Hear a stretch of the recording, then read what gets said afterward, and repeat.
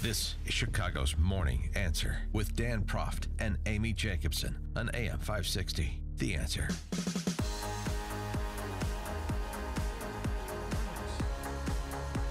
Say it. Dan and Amy, and Steve Bannon, the Dark Lord, as he's been caricatured, sat down with Charlie Rose for a 60 Minutes interview that will air on Sunday, but of course they're teasing it out. Here are some of the more interesting things they think Steve Bannon had to say. Some are rather provocative. He speaks very frankly, as is his calling card. For example, on draining the swamp in the 2016 election. The Republican establishment is trying to nullify the 2016 election. That's a brutal fact we have to face. The Republican establishment wants to nullify the 2016 election. Trying to nullify the 2016 election. All right. Absolutely. Who?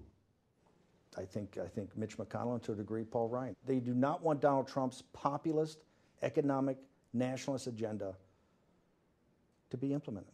It's very obvious. It's obvious as night follows day. Give me a story that illustrates that. Well, Mitch McConnell, when we first met him, I mean, he said, I think in one of the first meetings in Trump Tower with the president, as we're wrapping up, he basically says, I don't want to hear any more of this drain the swamp talk. Flat out. He goes, a guy up on Capitol Hill can't buy a Coke unless it's got to be reported. He says, I can't hire any smart people because everybody's all over them for reporting requirements and the pay, et cetera, in the scrutiny. You know, you got to back off that. The drain the swamp thing was Mitch McConnell was day one. Did not want to go there, wanted us to back off. You are attacking on many fronts people who you need to help you to get things done. They're not going to help you unless they're put on notice. They're going to be held accountable if they do not support the President of the United States. Right now, there's no accountability. They do not support the president's program. It's an open secret on Capitol Hill. Everybody in the city knows it. And so, therefore, now that you're out of the White House, you go into war with them. Absolutely. Going to war with them, absolutely.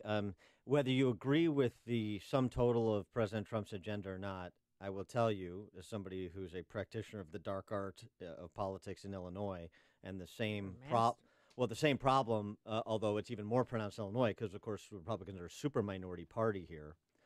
With a governor that's running for re-election, who is a Republican, but he's allegedly right. He's running as a Democrat, effectively, substantively. What Steve Bannon is talking about is very important because it's exactly right. How you get politicians to do the right thing, pressure. How you get them to do what they said they were going to do, be who they said they were going to be in office, pressure, constant pressure. There are very few that go into office with a well-thought-out core philosophy with moral foundation that moors that core philosophy. Most are, just like any other cross-section of humanity. Some good, some bad, well-intended, but they're very susceptible to pressure, and they're very susceptible to the lure of the perks of office, which is why we have the government we have. So when Bannon talks about accountability, and accountability starting first within the Republican Party, since it's the governing party, he's absolutely right. That's how you do it.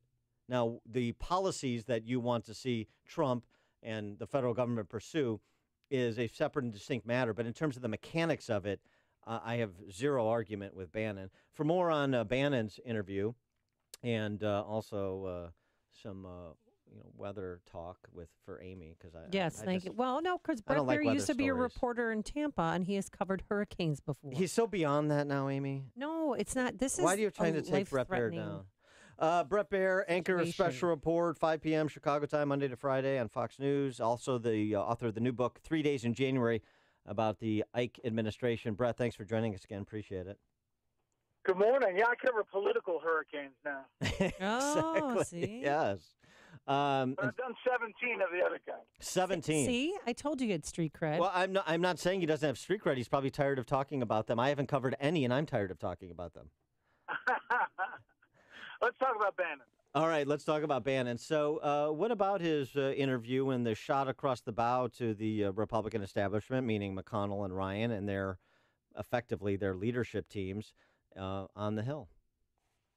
So I agree with your premise that it takes pressure to move politicians, especially entrenched ones up on Capitol Hill who have been here for a long time. That said, he's also continually attacking people within his own party who now control the levers of power in Congress. If by 2018 those attacks really take hold and President Trump continues to try to work with Democrats, it may be that the Trump coalition says, you know what, these Republicans aren't getting it done. Let's just elect Democrats. Now, something tells me the benevolence of the chairman of the Judiciary Committee as a Democrat with the gavel is going to be a little different than the Republican with a gavel trying to protect or at least help his own administration. Well, that's perhaps is right, but I mean, Bannon is essentially, he has to believe a couple of things. One is that Trump is in no real threat with respect to this Russian collusion investigation. That's what Ty Cobb, one of his attorneys, apparently believes. That's what the evidence seems to suggest, that to the extent we know it at this point. And number two, he has to believe that, look, essentially threatening their posts and for the rank and file, their offices, is the only way to get them to fall in line with respect to Obamacare repeal or tax reform or the other component parts of the Trump agenda. Yeah, and listen, there's a part of that shakes up this town. President Trump was elected to be the bull in the china shop. He's clearly doing that. His choice of tactic this week by agreeing to the first offer by the Democrats for a 3-month extension of the debt ceiling and the continuing resolution really complicates what could have been a smoother December.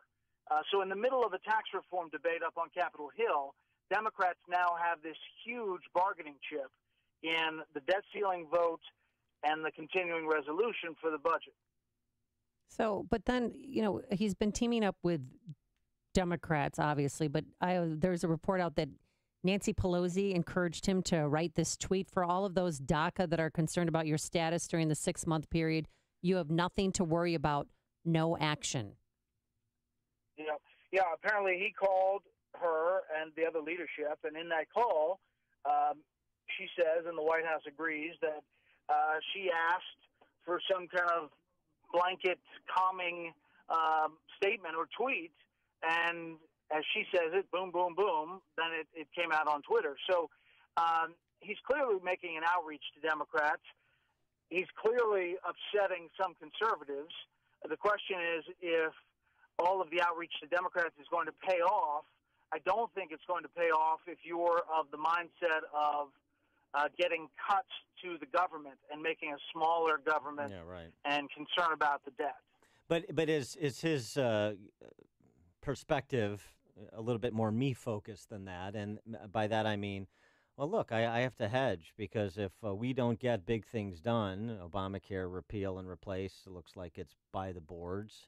Although there's just, how that plays itself out is still replete with danger and problems. Tax reform, I don't know. Paul Ryan wants to do more than some other conservatives, including some of the conservative intellectual architects of tax reform, want to do. So there doesn't seem to be complete unity on that, particularly between the House and the Senate. So if we can't get big things done, I need a hedge. And the hedge is maybe Republicans aren't in control of Congress after 2018, particularly the House. And maybe I should have more of a relationship across the aisle.